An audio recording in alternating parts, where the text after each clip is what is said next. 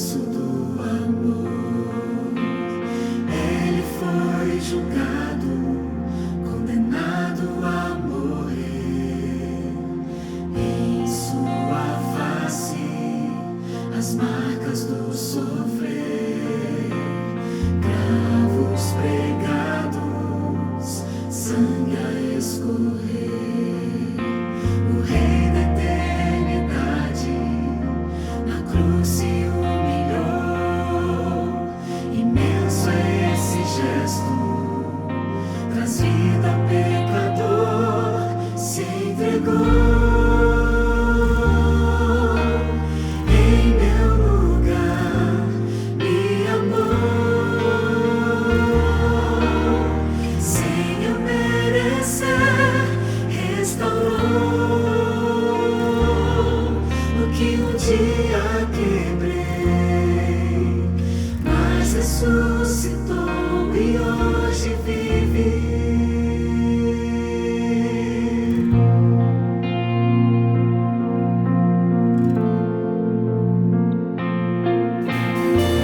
Eu não sou digno de ungir seus pés, mas hoje escolho sua vontade obedecer. Toca em meus olhos, pra que eu veja sua luz. Me guia no caminho, onde encontro sua cruz. Se entregou em meu lugar, me amou, sem eu merecer, restaurou o que um dia quebrei, mas ressuscitou e hoje vive. Sou restaurado em Cristo, sou nova criatura, a infinita graça me alcançou. Sou restaurado em Cristo, sou nova criatura, a infinita graça me alcançou, se entregou em meu lugar, me amou, sem eu merecer, restaurou o que um dia quebrei, mas ressuscitou e hoje vive. Se entregou em meu lugar, me amou, sem eu merecer, restaurou o que um dia quebrei, mas ressuscitou e hoje vive. Mas ressuscitou e hoje vive.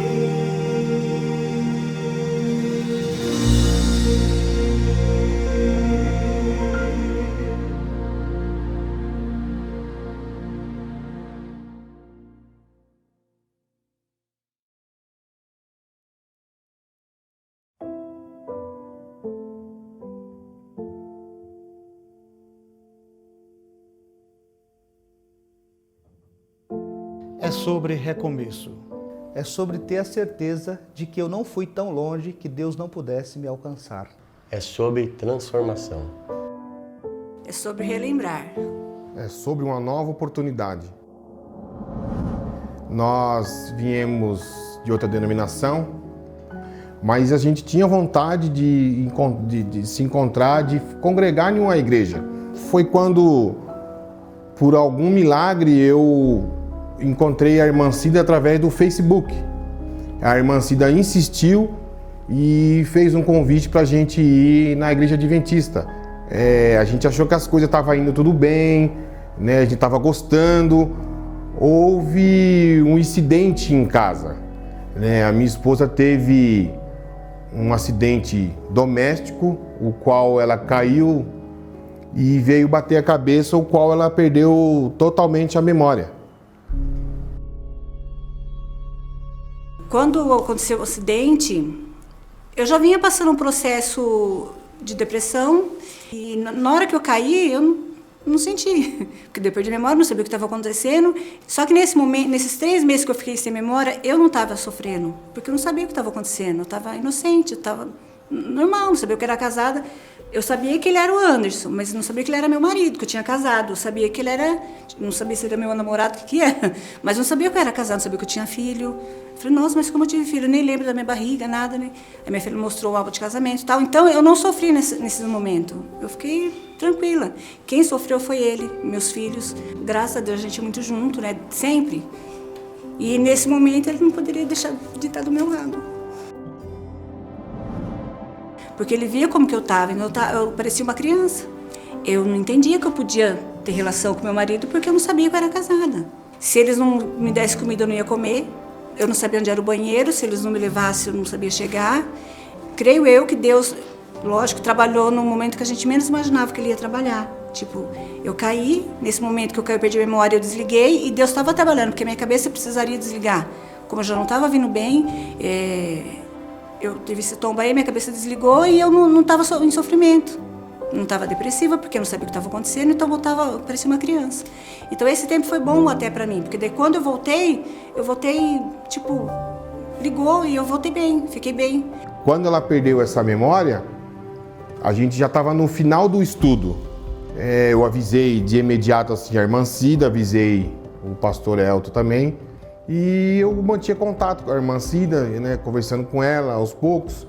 Como a gente não podia sair muito, a gente ficou sem ir para a igreja. A gente ficou sem ir para a igreja porque eu perguntava para ela se ela queria ir, ela não sabia, ela não tinha lembrança. Então, para ela voltar para a igreja seria novamente começar do zero, né? E a gente, às vezes eu colocava na TV Novo Tempo para ver se ela lembrava alguma coisa. Aos poucos ela ia lembrando, mostrava a foto do pastor, né? Eu entrei em contato com a irmã Cida e falei, irmã Cida, a gente vai voltar para a igreja agora firme e forte, a Sandra acho que já está melhor. As coisas que têm acontecido na nossa vida, após ter acontecido tudo isso na nossa vida, como eu te falei, em nenhum momento a gente atribuiu a Deus. Para você que está me assistindo e você que está vendo esse breve testemunho que nós demos para vocês aqui, você que sentiu algo de Deus nesse momento, você que até mesmo se identificou com esse nosso testemunho, eu quero dizer para vocês que em nenhum momento Deus nos abandonou. E eu queria fazer um convite para você que está desanimado, você que parou até mesmo de congregar em alguma igreja, procure uma igreja mais próxima de você, procure entregar sua vida novamente a Deus, que eu tenho certeza que assim como Ele fez com nossas vidas, Ele vai fazer com você também.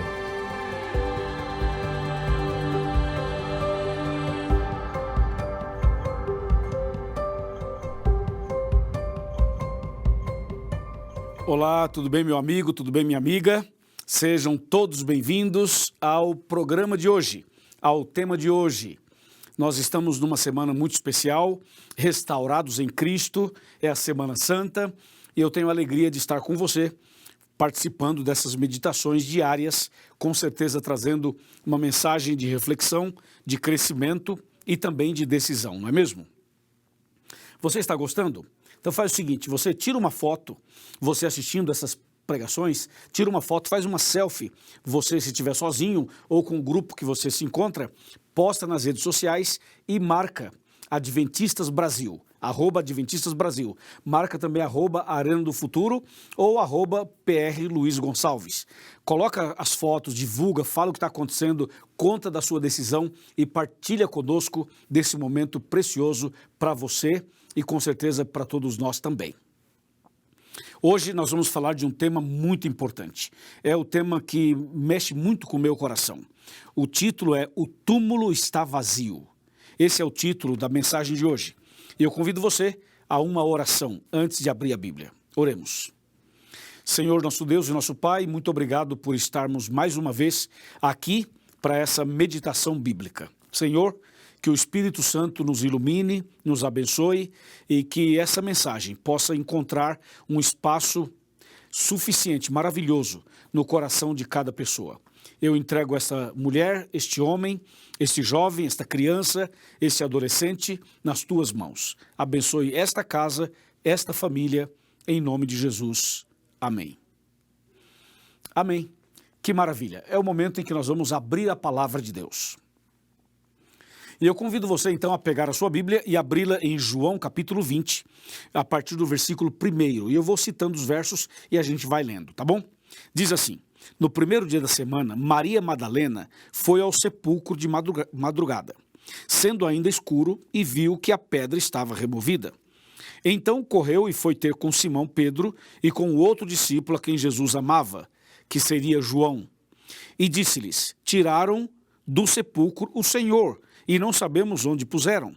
Saiu, pois, Pedro e o outro discípulo e foram ao sepulcro. Agora vamos pular para o verso 11, que diz assim: Maria, entretanto, permanecia junto à entrada do túmulo, chorando. Enquanto chorava, abaixou-se e olhou para dentro do túmulo, e viu 2 anjos vestidos de branco, sentados onde o corpo de Jesus fora posto, um à cabeceira e o outro aos pés. Então eles lhe perguntaram: mulher, por que choras? E ela lhes respondeu: porque levaram o Senhor e não sei onde o puseram. E tendo dito isto, voltou-se para trás e viu Jesus em pé, mas não reconheceu que era Jesus. Agora verso 15. Perguntou-lhe Jesus: mulher, por que choras? A quem procuras? Ela, supondo ser o jardineiro, respondeu: Senhor, se tu o tiraste, dize-me onde o puseste e eu o levarei. Verso 16. Disse-lhe Jesus: Maria. Ela, voltando-se, lhe disse em hebraico: Raboni, que quer dizer mestre. Verso 17. Recomendou-lhe Jesus: não me detenhas, porque ainda não subi para o meu Pai, mas vai ter com os meus irmãos e dize-lhes, subo para o meu Pai e vosso Pai, para o meu Deus e o vosso Deus. Então saiu Maria Madalena, anunciando aos discípulos, dizendo: vi o Senhor, e contava o que ele lhes dissera estas coisas. Uau! Deus seja louvado, aleluia, glória a Deus por essa história impressionante, não é mesmo? Meu amigo e minha amiga, veja, eu já estive em Israel 2 vezes, já estive nesse túmulo 2 vezes, e eu vou contar para vocês com base na Bíblia e com base na minha experiência estando lá em Israel. Mas antes de eu falar do túmulo vazio e contar detalhes sobre esse assunto, eu quero que você preste muita atenção numa coisa. Eu vou lhe fazer uma pergunta. A pergunta é a seguinte: você acha que o diabo queria que Jesus morresse? Sim ou não? Bom, essa é uma pergunta bastante curiosa, porque é fácil falar assim, claro que sim, ou é fácil dizer, não, ele não queria que Jesus morresse. Analisemos rapidamente esse detalhe. Quando Jesus era uma criança recém-nascida aqui na terra, então o diabo usou Herodes para matar as crianças 2 anos para baixo. Está lembrado? Naquela ocasião, o diabo queria que Jesus morresse, quando Jesus ainda era uma criança. Mas depois Jesus cresceu e Jesus foi batizado no Rio Jordão por João Batista. E ali começou o seu ministério. Após o início do seu ministério, através do batismo, o diabo já não queria mais que Jesus morresse. Porque a hora que Jesus morresse, o diabo seria derrotado e nós seríamos salvos. Então, se você observar na Bíblia, após o batismo de Cristo, você vai perceber o diabo todas as vezes tentando levar Jesus ao pecado. Por isso que logo após o batismo, lá no deserto, Jesus fez 40 dias de jejum e oração, e no final apareceu o tentador e ele fez 3 tentações. A ideia do inimigo era que Jesus pecasse. Se Jesus pecasse, pronto, o inimigo seria vitorioso e Jesus seria derrotado. Ele lutou, fez de tudo para Jesus não morrer na cruz. Usou Pedro, usou pessoas, usou situações, ou seja, lutou até o final. Quando o diabo viu que Jesus ia morrer na cruz mesmo e que ele não conseguiria impedi-lo, então o diabo pensou assim, agora que ele vai morrer mesmo, eu estarei perdido e enfim, não tenho mais o que fazer. Então o diabo pensou, eu vou fazer da morte dele a pior morte de todas. E por isso que Jesus sofreu terrivelmente antes de ser crucificado. E mesmo crucificado, ele foi morrendo aos poucos e o seu sangue foi caindo gota a gota enquanto ele estava pendurado entre o céu e a terra naquela tarde de sexta-feira no Monte do Calvário. O que o diabo esqueceu é que quanto mais Jesus sofria, quanto mais ele apanhava, quanto mais ele sangrava, quanto mais o inimigo tentava humilhar Jesus, mais perfeito era o seu sacrifício e mais fielmente se cumpria as profecias do Antigo Testamento, sobretudo Isaías 53. Lembra? Entendeu? Então, o sacrifício de Cristo, apesar de todo o sofrimento, tudo que ele passou, foi exatamente como tinha que ser, como estava profetizado, para salvar você e eu. Quando Jesus morreu na cruz e o diabo foi derrotado, e ele viu que não tinha mais o que fazer, estava perdido, então o diabo tentou de alguma maneira impedir a ressurreição de Cristo. Que ilusão! Como impedir a ressurreição de Jesus? Isso é impossível. Mas quando Jesus foi sepultado naquela tumba na rocha, então foi colocado ali uma baita de uma pedra com o selo romano do império que dominava. E na porta do túmulo com a pedra, colocaram soldados, vários soldados romanos fortemente armados, para que ninguém roubasse o corpo de Jesus e para que ele não saísse dali. Veja que visão mesquinha, que visão muito, muito fraca, porque quem são os soldados? O que é uma pedra? Quem são as pessoas para impedir a ressurreição de Jesus? Claro, eles não puderam fazê-lo, não é mesmo? Ao terceiro dia, então Deus chama Jesus e Jesus ressuscita, ele sai daquela tumba e quando Jesus é chamado pelo Pai e ressuscita, a pedra com o selo romano foi arremessada para bem longe e os soldados desmaiaram impactados com aquela cena da ressurreição. Você pode imaginar uma ressurreição, no caso a de Jesus, que impacto, que impressionante foi. A pedra foi arremessada longe, os soldados caíram desmaiados, Jesus saiu da sepultura, Jesus ressuscitou, aleluia, Deus é grande, Jesus é vencedor como sempre. E então, depois que Jesus ressuscita, o diabo estava totalmente perdido e eu e você estávamos agora salvos em Jesus. Jesus nos salvou quando morreu e quando ressuscitou. Não é verdade? Agora veja, depois que Jesus saiu da sepultura, então foram até lá Pedro, João e Maria Madalena. Então, Pedro e João chegaram, olharam, viram o túmulo vazio, um olhou, o outro observou, o outro olhou lá dentro, enfim, mas a Maria Madalena chegou, ficou por ali, os dois saíram, ela ficou sozinha, ela não queria sair dali sem saber detalhes. A Maria permaneceu ali, a Maria Madalena. Ela que tinha sido perdoada, resgatada, abençoada por Jesus, ela que tinha essa gratidão no coração, os outros também tinham, mas Maria teve uma história bem diferente e ali ela permaneceu para ver, para saber detalhes. De repente ela olha e vê dois anjos lá dentro. E os anjos dizem assim, ele não está aqui, ele ressuscitou.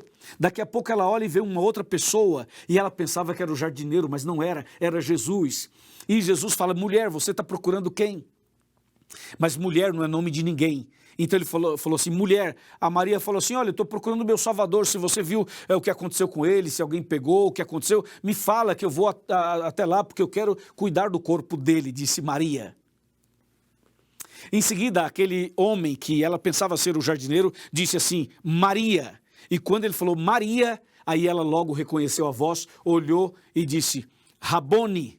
Mestre, meu Salvador, meu querido Jesus. E ela correu para abraçar Jesus. E Jesus falou assim, não me toques porque ainda não subi ao Pai. Não me detenhas porque ainda não subi ao Pai. Que cena, que ressurreição, que história, que impressionante, não é mesmo? A ressurreição de Jesus é a garantia da nossa ressurreição. Toda pessoa que morre em Cristo vai ressuscitar no dia da volta dele. Toda pessoa que descansa o sono da morte, mas firme na fé, fiel a Jesus, pode ficar bem tranquilo, porque quem morre em Cristo está descansando e na manhã da ressurreição, Jesus vai tirar essa pessoa da sepultura e vai trazê-la de volta à vida e vai levá-la para o reino dos céus. Quão maravilhoso vai ser o dia da ressurreição. A Bíblia diz, Jesus disse, eu sou a ressurreição e a vida. Quem crê em mim, ainda que esteja morto, viverá. E aquele que vive, crê em mim, não morrerá eternamente. Você crê nisso? Sim, eu creio. Eu creio que Jesus vai voltar e a ressurreição dele é a garantia da minha ressurreição. A ressurreição dele é a garantia da ressurreição do seu marido, da sua esposa, dos seus filhos, do seu pai, da sua mãe. Todo aquele que aceitou Jesus e morreu em Cristo está com a salvação garantida. E naquele dia, quando Jesus voltar nas nuvens dos céus, vai ser espetacular ver as sepulturas se abrindo, ver as pessoas saindo da terra, saindo de lugares que nós não podemos imaginar, mas todos que morreram em Cristo ressuscitarão incorruptíveis e os vivos serão transformados e levados para os céus. Oh, que dia maravilhoso! Eu anseio por esse dia, eu espero por esse dia, eu creio na volta de Cristo. Mas você não pode crer na volta de Cristo sem crer na primeira vinda dele, sem crer na sua morte, na sua ressurreição. Eu creio também na ressurreição de Jesus e eu tenho certeza que você também crê. Sabe, eu estive lá no túmulo de Jesus. Eu visitei a Terra Santa, fui aos lugares sagrados, tudo é muito impressionante. A gente chora o tempo todo, mas quando chegou a minha vez de entrar no túmulo vazio de Jesus, esse dia foi inesquecível. Esse dia está no meu coração. Só de falar para você, eu já fico emocionado aqui. Eu me lembro que eu estava na fila, porque sempre tem uma fila para ir lá visitar o túmulo de Jesus. E eu estava na fila e chegou minha vez de entrar. E quando chegou minha vez, eu fico assim numa rocha, né? E tem uma porta. Então quando você chega para entrar, eu parei em frente à porta do túmulo de Jesus. Pensa comigo nessa cena. E em cima da porta tem uma frase, que é um texto bíblico. E a frase dizia assim: ele não está aqui, vírgula, ressuscitou. Uau! Aleluia, Jesus. Quando eu li essa frase, eu já comecei a chorar. Só de você ver essa frase ali em cima, você já se derrete, porque você sabe o que diz a Bíblia, você sabe o que Jesus fez. E eu li essa frase, imagina, ele não está aqui, ressuscitou. Gente, isso é muito forte, não é mesmo? Eu entrei na sepultura já chorando, e quando entrei, realmente o túmulo está vazio, que é o título da mensagem de hoje, o túmulo está vazio. Eu entrei lá, eu sou testemunha ocular de que o túmulo está vazio, de que Jesus não está ali, que Jesus ressuscitou, Jesus vive, Jesus está vivo, Jesus intercede por nós. Eu entrei chorando, sentei no chão da sepultura. Fiquei um tempo ali sentado, chorando, depois me ajoelhei, orei a Deus, reconsagrei minha vida ao Senhor e orei por todas as pessoas da América do Sul, que é a região onde eu trabalho. Que momento precioso. Então eu saí dali, parece assim, renovado, entende? Com a minha vida espiritual renovada. Sim, Jesus não estava ali. E eu pergunto, onde Jesus está então? Eu fui até Israel e entrei no túmulo de Jesus e ele não estava ali. Eu já sabia que ele não estava ali. Mas uma coisa é você ler na Bíblia, outra coisa é você ir lá e entrar no túmulo e ver que ele não está lá. Onde Jesus está? Sabe o que diz a Bíblia? Quando 2 pessoas ou 3 estiverem reunidas em meu nome, ali estarei no meio deles. Portanto, Jesus está aqui comigo, está aí com você, está na sua casa, está no seu quarto, está na sala, está na cozinha, está na igreja. Jesus está em todo lugar porque Ele é onipresente, Ele pode estar presente em todos os lugares ao mesmo tempo. Ele está no céu intercedendo por nós, mas Ele também está conosco o tempo todo, entendeu? Sim, meu amigo e minha amiga, Jesus ressuscitou. E essa é a certeza da nossa fé, essa é a certeza da nossa salvação, essa é a nossa maior esperança, é isso que nós temos no coração, é por isso que nós somos cristãos, é por isso que eu sou um pastor adventista, é por isso que eu estou pregando para você, porque Jesus ressuscitou, Jesus está vivo e Jesus vai voltar nas nuvens dos céus para nos buscar. Amém? Sim, hoje eu quero convidar você a abrir seu coração, entregar sua vida para Jesus, para esse Jesus vitorioso. Ele venceu lá no céu quando começou o conflito, ele venceu no Éden, quando o diabo tentou Adão e Eva, ele venceu no deserto, ele venceu durante todo o Velho Testamento, ele venceu quando nasceu da Virgem Maria, ele venceu durante toda a sua vida aqui na terra, ele venceu no batismo, venceu na tentação no deserto, venceu cada tentação do inimigo, ele venceu no Getsemane, ele venceu na hora que estava diante de Pôncio Pilatos. Ele venceu quando carregava a cruz. Ele venceu quando sangrava. Ele venceu quando colocaram uma coroa de espinhos na cabeça dele. Ele venceu quando bateram nele. Ele venceu quando caiu sob o peso da cruz e quando levantou. Ele venceu quando foi pregado no madeiro. Ele venceu quando foi exposto ao ridículo, pendurado entre os céus e a terra, sangrando e gritando: Eli, Eli, lema sabachthani. Ele venceu. E ele venceu quando foi sepultado naquela tumba.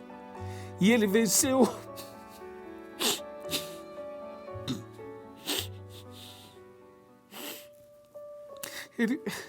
ele venceu quando saiu daquela sepultura. Ele venceu.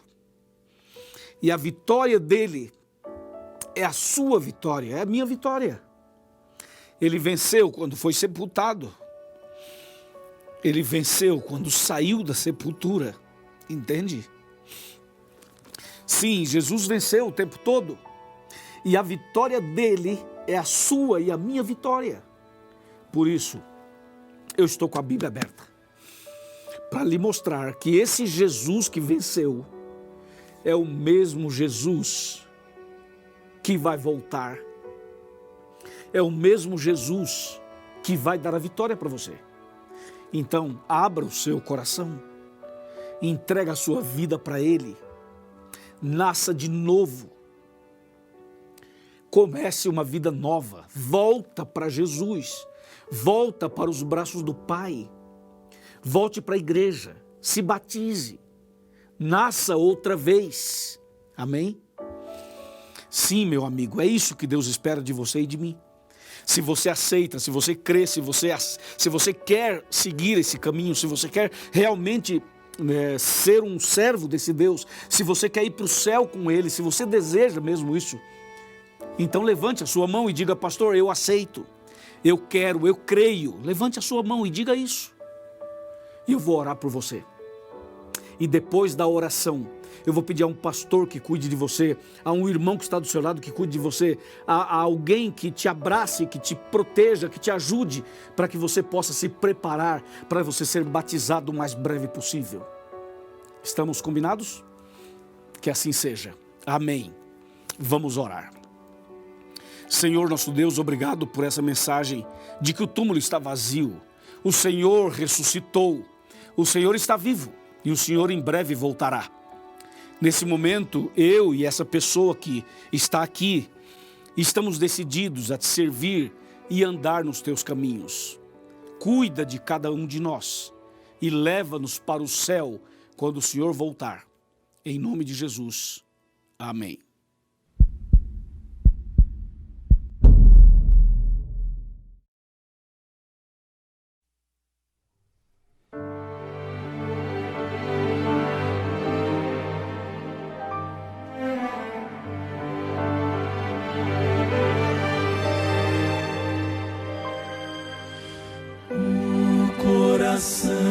Não se turbe, crede sempre em Deus, crede em mim. Há mansões na casa de meu Pai e vou preparar-vos um lugar.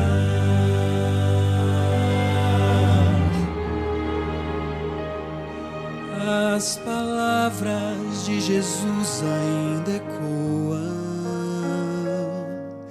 no universo e dentro do meu coração. Foram ditas pelo Mestre há tanto tempo, mas são tão incrivelmente atuais. Quando vejo as notícias, vejo o mundo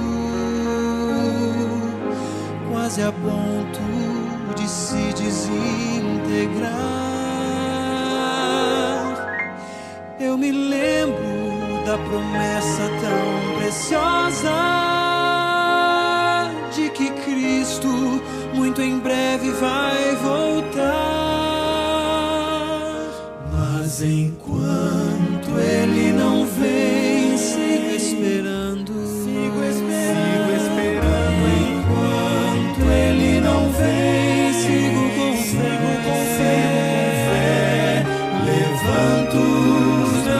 olhos para o alto. Meu coração me diz, Ele está vindo. E vivo os meus dias pensando, pode ser hoje. Talvez um dia ou dois depois de amanhã. O que importa saber é que Ele volta e vem pra recolher os que já são seus.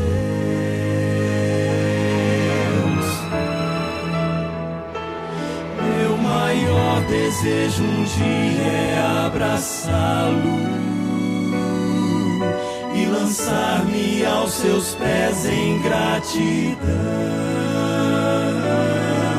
contemplá-lo face a face como os anjos e tocar as mãos feridas lá na cruz. Quando penso que este dia está chegando, quando o mal já não mais existirá, eu me animo e renovo as minhas forças, na certeza de que o céu será meu lar. Mas enquanto Ele não vem, sigo esperando. Enquanto Ele não vem, sigo com fé. Levanto os meus olhos para o alto. Meu coração me diz, Ele está vindo. E vivo os meus dias pensando, pode ser hoje. Talvez um dia ou dois depois de amanhã. O que importa saber é que Ele volta e vem pra recolher os que já são seus. E vem pra recolher os que já são seus.